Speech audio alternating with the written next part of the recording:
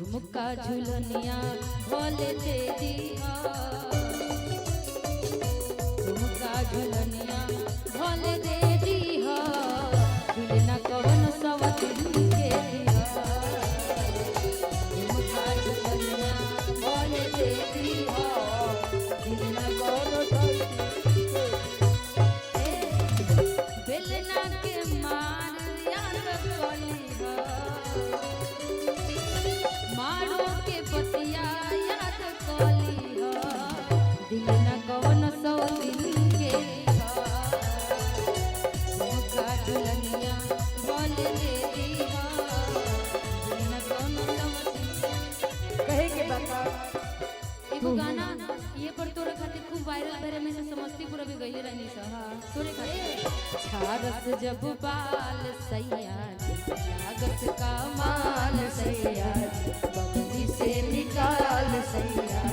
पूरा बस रुमाल सैया पाथर कर हैया डोले नदिया के पीछे जैसे नैया डोले ओ सही मुरसैया डोले पीछे जैसे नैया डोले सही मुरसैया डोले और कौन होया दिला आगे से हिला बड़ा कौन होया दिला अरे गोरे गोरे गाल गुल गुल लगेलू अरे लव करे वाला स्कूल लगेलू गोरे गोरे गाल गुल गुल लगेलू लव करे वाला स्कूल लगेलू का तो जब हंसलू तो जान ब्यूटीफुल लगेलू जब हंसलू तो जान ब्यूटीफुल लगेलू लेकिन राजन बाबा ऐसे ना हमरा राजा जी के गोलिया पति लए सखी हमरा राजा जी के गोलिया पति लए सखी उहे दिल हमर लेके गई दिलए सखी दिलए सखी लेकिन राजन बाबा तनी दुबैया अंदाज में गोरे गोरे गाल गुल गुल लगेलू अरे लव करे वाला स्कूल लगेलू जब हंसलू तो जान जब हंसलू तो जान ब्यूटीफुल कश्मीर के फ्रूट लागेलू काला सूट में क्यूट लागेलू कश्मीर के फ्रूट लगेलू सूट में क्यूट लगेलू काला अखिया के कजराई जा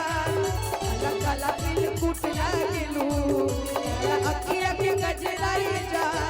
काला काला दिल कुट लगेलू उड़े वाला पैरा सूट लागेलू काला सूट में क्यूट लागेलू उड़े वाला पैरा सूट लागेलू काला सूट में क्यूट लगेलू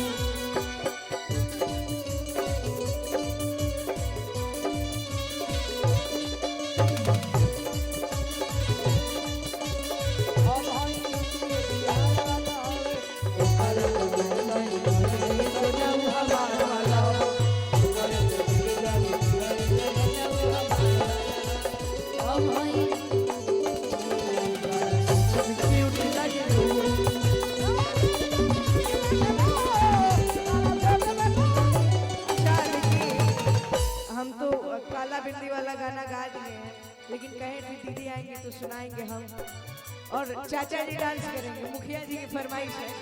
आप डांस करिएगा हाँ हाँ वो भी मुखिया जी है आज डांस करना है आपको भी हाँ हाँ ये रियल में मुखिया जी आए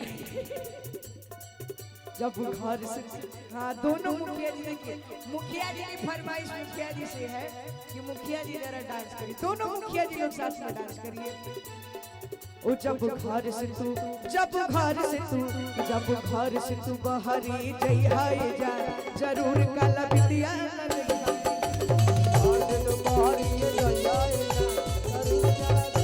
जब घर बहरी जई है जान जरूर काला बिंदिया लगई है जान और इना जब चांद लिखा जब चांद लिखा रूपवा सजई है जान जरूर काला बिंदिया लगई है